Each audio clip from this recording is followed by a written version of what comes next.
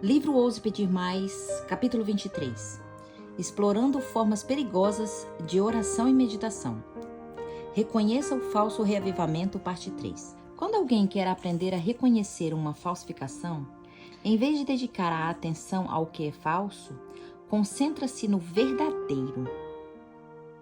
No site do Serviço Secreto dos Estados Unidos, há uma seção chamada Como Detectar Dinheiro Falso. Ele nos diz o seguinte: olhe para o dinheiro se você quer receber. Compare a nota suspeita com uma nota genuína de mesma denominação e série. Procure diferenças, não semelhanças. A fim de seguir esses conselhos, precisamos ter uma nota genuína de dinheiro para servir à comparação. Também devemos conhecer o genuíno por trás e por frente, por dentro e por fora. Conta-se um bom agente do serviço secreto que atua na parte de falsificação para a maior parte do tempo, conhecendo os artigos genuínos e não olhando para as falsificações. Depois de se tornar especialista no genuíno, fica fácil detectar o falso.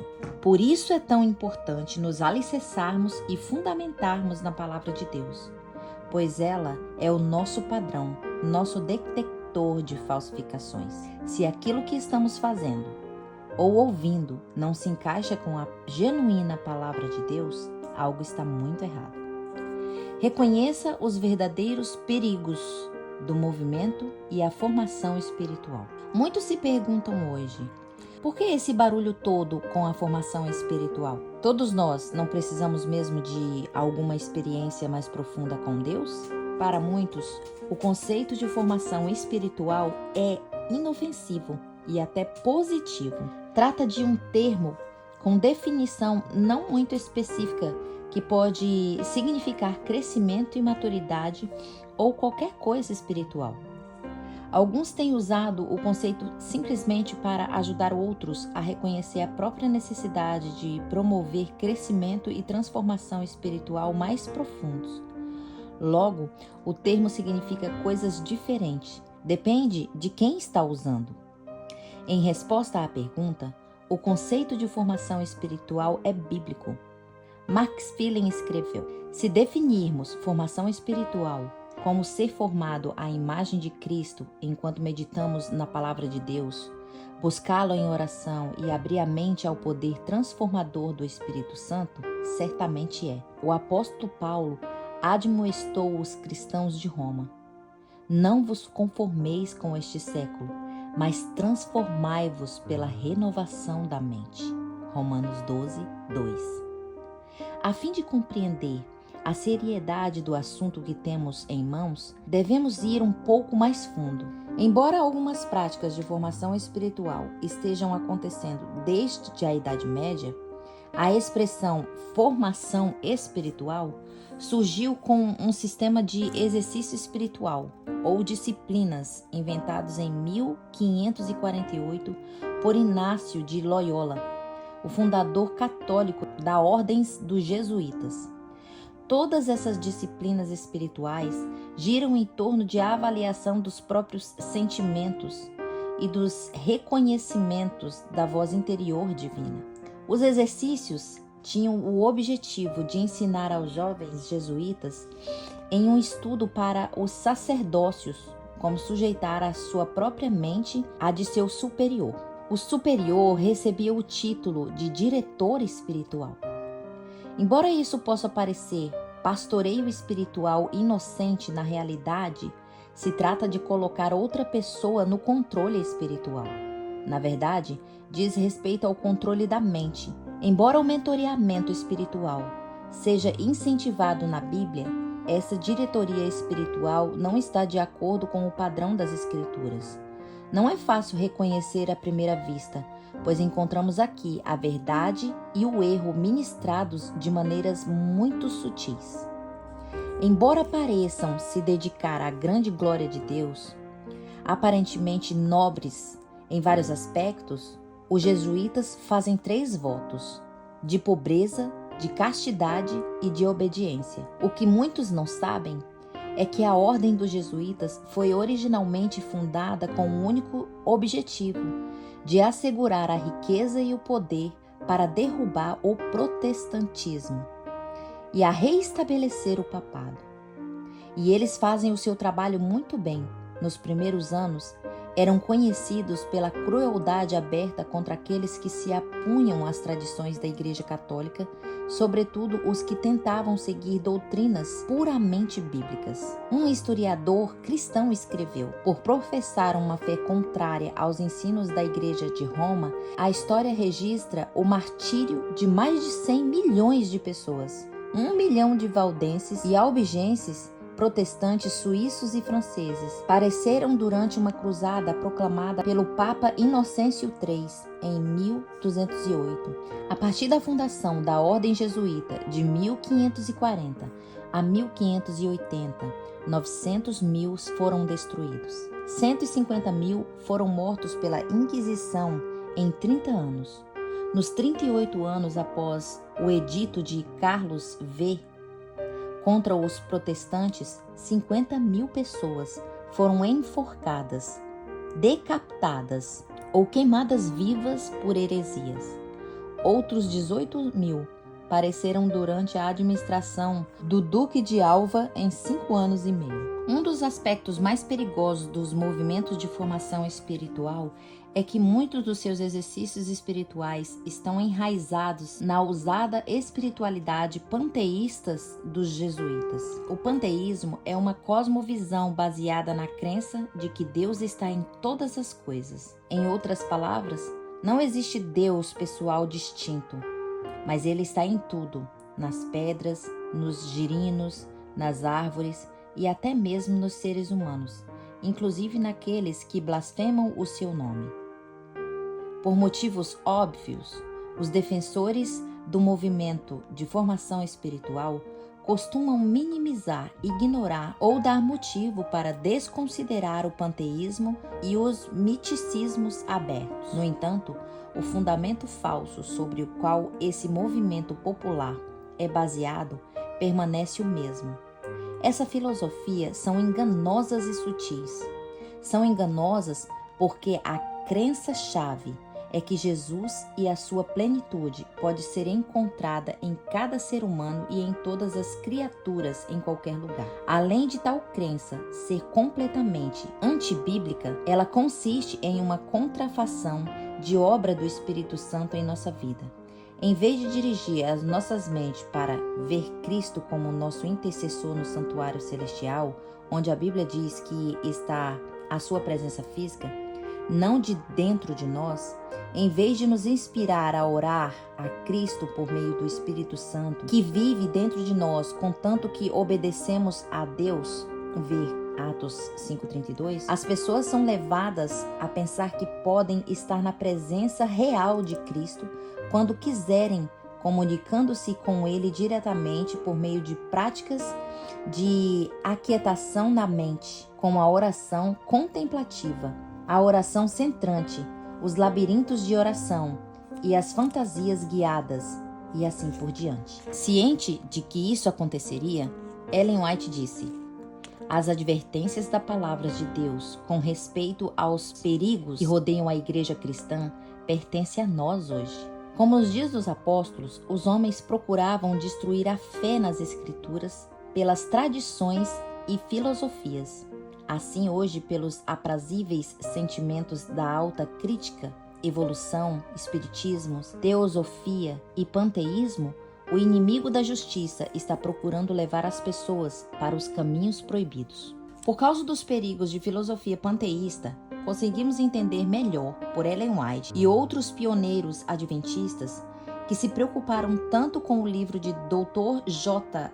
H. Kellogg, Live Temple, Templo Vivo, no qual Ellen White afirmou conter o alfa de heresias letais. Sem entrar em grandes detalhes da história, todos podemos dizer que Dr. Kellogg, influente médico adventista e líder da reforma de saúde na igreja na época, que acabou apostatando mais tarde, estava ensinando o panteísmo abertamente, sem pedir desculpa. Por meio desta apostasia alfa, assim chamada para ser considerada início de todas as apostasias, os líderes da igreja Viram as pessoas ser conduzidas de uma forma espiritual lidada, no qual o inimigo podia falar diretamente com as suas vítimas e conduzi-las para longe de Deus por meio de visões proféticas. Ellen White foi advertida de que esse tempo do fim, a apostasia ômega final, semelhante à alfa, sobreviria. E parece que essas profecias dadas pelos próprios Deus estão se tornando realidade. A Bíblia nos diz: sabe, porém, isto, nos últimos dias sobrevirão tempos difíceis. As pessoas aprenderão sempre e jamais poderão chegar ao conhecimento da verdade. Esses indivíduos irão de mal a pior, enganando-se e sendo enganados. Isso é motivo de preocupação? A Bíblia continua: pois haverá tempo em que não suportarão a sã doutrina e se recusarão a dar ouvidos à verdade, entregando-se às fábulas. 2 Timóteo 3, 1, 7, 13, 4, 3, 4. Há mais de 100 anos, recebemos as advertências que Satanás tentaria fazer isso nos tempos do fim. Ele não está começando a trilhar exatamente esse caminho agora? Precisamos ficar atentos e alerta para não sermos enganados. Somos avisados de que Satanás enganará até os eleitos, se possível. A inspiração nos diz: o inimigo está se preparando para a última campanha contra a igreja. Realmente, o lobo mau, também conhecido como diabo, logrou êxito em se vestir de pele de cordeiro e está tentando desviar muitos da casa de Deus. A oração contemplativa e a oração centrada, ouvindo a voz divina interior. O que é exatamente a oração contemplativa? Ela começa com uma prática chamada oração centrante, técnica mediativa no qual o praticante se concentra em uma palavra sagrada ou mantra escolhido e o repete para acalmar a mente. Outra expressão para isso é lectio divina. Cito o material Método da Oração Centrante, inspirado no livro Mente Aberta, Coração Aberto, do monge e sacerdote Thomas Keating. Ele explica: escolha uma palavra sagrada como símbolo de uma intenção em consentir com a esperança e a atuação divina no interior. A palavra sagrada é escolhida durante um breve período de oração ao Espírito Santo. Use uma palavra de uma ou duas sílabas, como Deus, Jesus, Abba, Pai, Mãe, Maria, Amém. Outras possibilidades incluem amor, ouvir, paz, clemência, deixar, silêncio, quietude, fé, confiar. As instruções continuam dizendo que as palavras sagradas não devem ser alteradas durante a oração, pois isso significaria envolver o pensamento. A palavra sagrada é a âncora. Se pensamentos, sentimentos ou distrações intervirem, a palavra sagrada deve ser repetida até toda a quietude voltar. A Bíblia nos ensina a andar pela fé e não por aquilo que vemos. Mas a oração contemplativa desperta sentimentos e sensações em lugar de doutrinas e da verdade. As Escrituras ensinam que o nosso coração é mau e somente por meio da aceitação do sacrifício de Cristo no Calvário é que podemos ser salvos. O povo de Deus do Antigo Testamento oferecia um sacrifício de manhã e o outro ao fim da tarde. Hoje, esse poderia ser o equivalente aos cultos matutino e vespertino, nos quais renovamos os nossos compromissos com Cristo e confiamos em seu sangue. A prática de oração centrante é incentivada por 20 minutos na manhã e 20 minutos a fim da tarde por todos os dias. Lembre-se, o diabo é especialista em falsificações. Ao passo que a verdadeira meditação bíblica é ativada, preenchida por pensamentos e objetivos da oração centrada, é livrar a mente de todos os pensamentos e de todas as preocupações até cessar o pensamento consciente, prática chamada de nutrir o silêncio, a fim de ouvir com mais clareza a voz divina interior. Embora a concentração em Jesus ou em palavra das Escrituras possam parecer inocente, Essa técnica de oração popular é muito perigosa, pois cria um estado de relaxamento mental, no qual uma voz, interna ou externa, pode começar a falar e a moldar a mente. Enquanto pensam estar ouvindo a voz de Deus, as pessoas, na verdade, entram em contato com as vozes dos espíritos malignos. Infelizmente, essa disciplina de oração popular tem sido praticada hoje em muitas denominações cristãs e círculos de oração. A oração contemplativa, mais uma prática mística que leva ao estado alterado da consciência, surgiu por volta do 3º ou 4º século. Foi criado pelos pais do deserto, monges católicos que praticavam os misticismos oriental no Oriente Médio. Ele foi transmitida ao longo dos séculos e acabou sendo adotada por Inácio de Loyola no século XVI. Por isso construiu um êxito, um fundamento sobre o qual prática repousa hoje.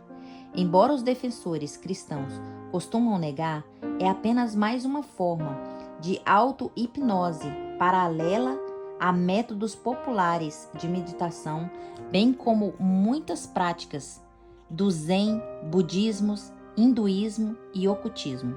Trata-se de uma experiência subjetiva que enfatiza as emoções em detrimento dos fatos. As pessoas que praticam esse tipo de oração contam-se que sente paz interior e iluminação profundas. Por causa disso, acham que se atingiram a um nível superior de espiritualidade e realização.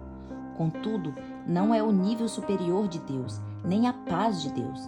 Em vez disso, apenas escancararam a porta para o engano mortal do espiritismo. Ao falar sobre esse novo tipo de espiritismo que envolve o mundo cristão, Ellen White escreveu: "É verdade que o espiritismo hoje está mudando a sua forma e ocultando alguns de seus mais reprováveis aspectos. Reveste-se de experiência cristã, mas as suas declarações pela tribuna e pela imprensa têm estado perante o público durante muitos anos, e nelas o seu verdadeiro caráter se acha revelado. Estes ensinos não podem ser negados e nem encobertos. Embora estes ataques a Cristo e as Escrituras Sagradas hoje professam aceitar ambos. Mas a Bíblia é interpretada de modo a agradar ao coração não regenerado, enquanto as suas verdades solenes e vitais são anuladas. Preocupa-se com o amor, com o principal atributo de Deus, debaixando, porém, até reduzi-los o sentimentalismo, pouca distinção fazendo entre o bem e o mal. A justiça de Deus, sua reprovação ao pecado e requisitos de sua santa lei, tudo isto é posto de parte. O povo é ensinado a considerar o decálogo como letra morta. Fábulas aprazíveis, fascinantes, cativam os sentidos, levando os homens a rejeitar as Sagradas Escrituras como o fundamento da fé. Cristo é tão verdadeiramente negado como antes, mas Satanás a tal ponto cegou o povo que o engano não pode ser discernido. Nada, a não ser o poder de Deus, concedido em respostas a fervorosas orações de fé, poderá livrar essas pessoas prisioneiras. Vez por vez, preciso tornar a atenção à palavra. Já percebeu a minha ênfase incessante nesse aspecto? A palavra de Deus é nossa chave divina que abre não só o depósito de bênçãos celestiais em resposta à oração, mas também as portas da prisão do engano que prende milhões atualmente. Se não conhecermos as verdades genuínas das Escrituras, automaticamente estaremos a caminho da ruína espiritual. Ficaremos trancados na prisão do erro e do engano. Só Deus tem poder para nos livrar.